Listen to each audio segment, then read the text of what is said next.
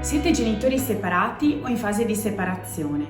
Cosa è necessario fare? Cosa potete fare per affrontare questo difficile cambiamento e per tenere sempre presente i bisogni dei vostri figli?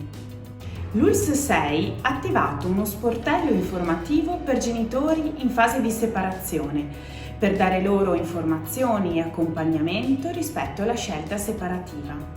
L'intervento nasce all'interno della progettualità dei consultori familiari dell'ULSS 6 Euganea, grazie ai finanziamenti della Regione Veneto per i progetti dedicati al supporto alla genitorialità.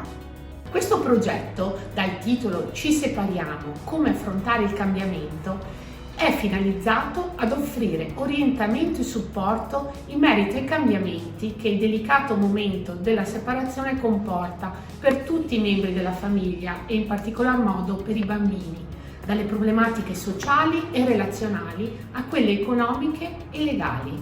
È un servizio che vuole accompagnare i genitori verso percorsi di sostegno della genitorialità, di mediazione familiare e supporto alla famiglia, in collegamento con il Tribunale e i servizi del territorio e gli avvocati che si occupano di famiglie e minori. Si propone inoltre di promuovere soluzione ai conflitti alternativi ai procedimenti giudiziari. Lo sportello dedicato è aperto a Padova in via Scrovegni, il lunedì dalle 14:30 alle 17:30 e il martedì dalle 10 alle 16:30.